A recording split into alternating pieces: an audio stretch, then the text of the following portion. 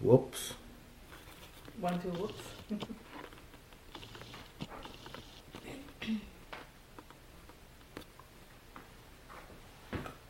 So, Mom, what was it like for you working when you found out that you had the brain tumor?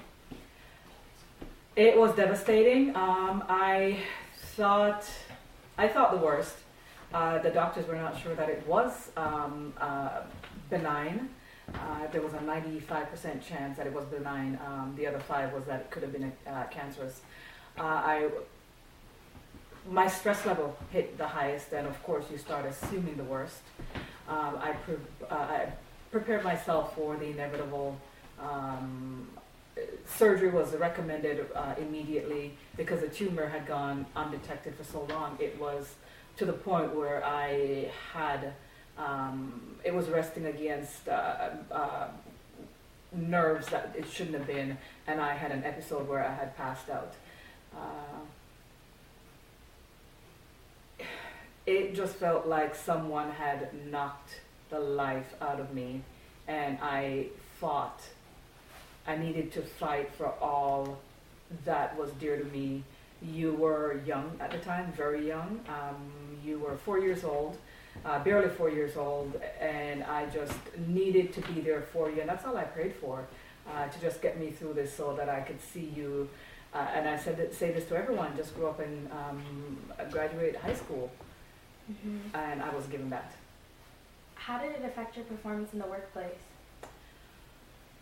I went on autopilot because when I found out on December 5th, I was scheduled for surgery first week in January, and that was in 1999. Everyone was preparing for the millennium bug. I was preparing for, as I call it, my millennium bug, which was brain surgery. It was exploratory at the time, what the doctor proposed to do. Instead of going through the skull, he was going to go through the base of my neck. I was given all the negatives and all the options that could possibly be the outcome. One of them was my memory would be gone. There was, of course, a paralysis, and then there was, of course, coming out of it being a vegetable.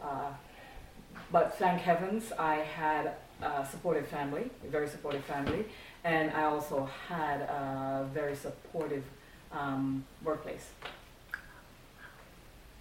My workplace, wow, they rallied around me. At the time, I was a budding executive, as they call it. I had a staff, maybe about 15 people in 2 different areas of in 2 different areas of the company, which was strange at the time because you would only manage 1 department. I managed 2. I had a GM that I reported to, and also the managing director of Canada, and they rallied around me as if they were family. I had their full support. There were changes made to the insurance during that time, transitioning during that time, that I was lucky enough to benefit from. I also had a team behind me, my staff. They did not, to this day I think they're just amazed that I operated and lasted as long as I did. I put surgery off on 2 occasions. One of them was because I was exposed to the measles, someone having the measles, and the doctor could not operate. So that surgery was put off until the middle of February. And then your care was important, so it was decided that I would wait until you were on March break for me to actually go ahead and have the surgery where I could have someone not worry about you, being dropped off to school, being picked up from school, and ensuring that you were home, and in the event that anything happened.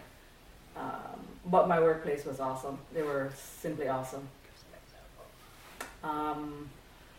I was given, instead of your traditional disability leave that you were given, I was extended a 6-month paid leave. I was also given the freedom to work from home during my recovery if I wanted and still lead my team. My memory was not all that good at the time, and it still isn't to this day. That's one of the drawbacks of this tumor. If I don't write things down at times, I struggle with remembering. But I was given the opportunity by my company to work from home. I was given all the tools I needed. I was given the support. If I needed to be in the office during that time of recovery, they would send someone over to pick me up. I didn't live too far from the office. Pick me up, and I would spend a couple hours in the office during my my recuperation, and they'd send some, have me taken back home. It was light duty.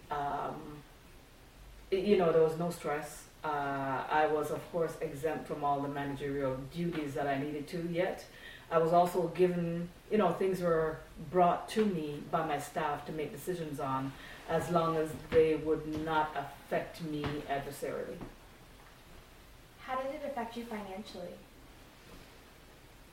At the time, because I was being paid, it didn't affect me at all. So I was one of those lucky ones that fell,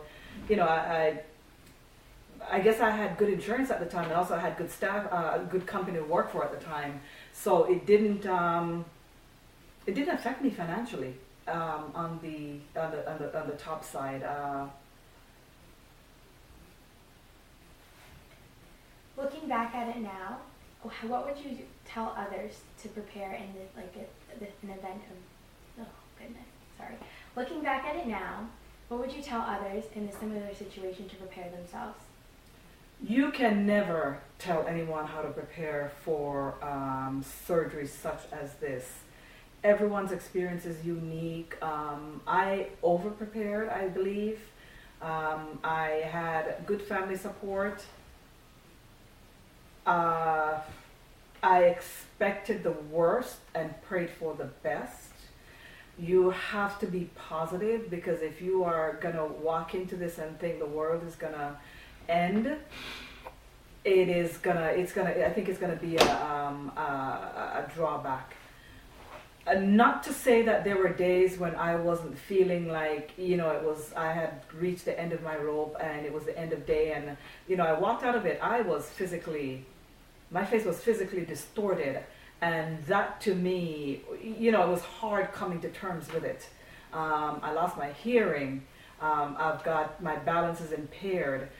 To this day, I still have tumors. They're much smaller. They're growing very slowly. My options are to go and have radiation to get these done. They're inoperable, and I've chosen to just wait and see the outcome of this. It has been 15 years since I had surgery, and I think I've done remarkably well. I don't know how I can actually tell anyone to prepare themselves other than to be positive. And once again, plan for the worst and pray for the best, and just be very, very positive about it, like everything else. Ms. Salmon, I've got a question for you. So what would you tell employers today about how to prepare for a key employee or a not so key employee who is going to return to the workplace after a bout of cancer? What advice would you give that employer? It is all about the support. One of the things that I realized prior to my own episode, or my own brush with being absent with an illness, if my employer had not supported me, I don't know that I would have actually gone back to work in any shape or form, being positive or even expecting the best to come out of this. I know there have been times when things have happened to other employees where it didn't work out the way it did for me, because there was no support from the employer. And that's one of the things where I find that employers, I guess they let their employees down. And somewhere along the line, if you're not supporting your workers when they're at their worst, when that person is ready to come back, they're going to come back with this, chip on their shoulder and this negative attitude, and they are not going to produce the way you want or expect them to. And they'll probably just come back in and do their time and then, walk away just being disillusioned.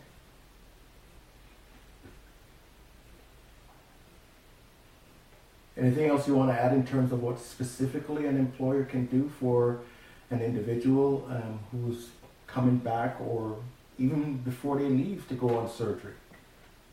Have a succession plan. That's one of the things. Have duty sharing with that employee that's leaving. Have someone. It could be, in my case, it was my assistant manager, where I over a 3-month period, I took her and showed her what was required in my day-to-day function. There were things that she'd have to learn, obviously, if I couldn't make it back.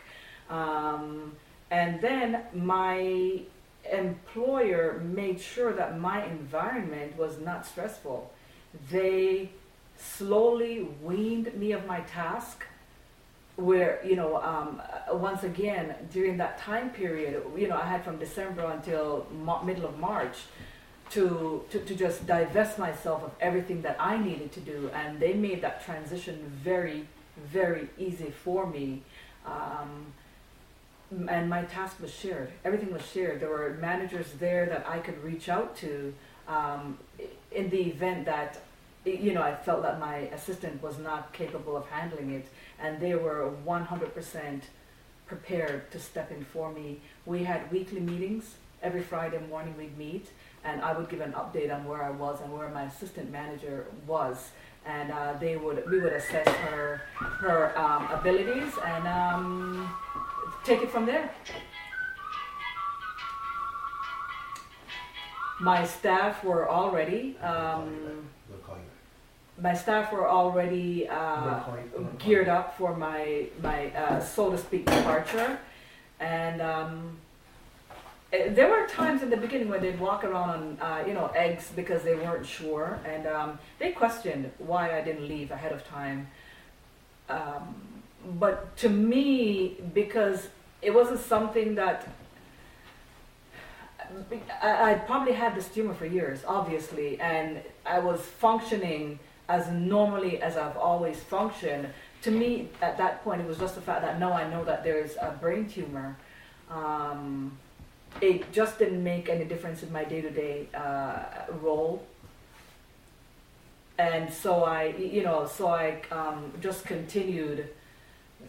So I just continued doing what I did best, and that was running my department.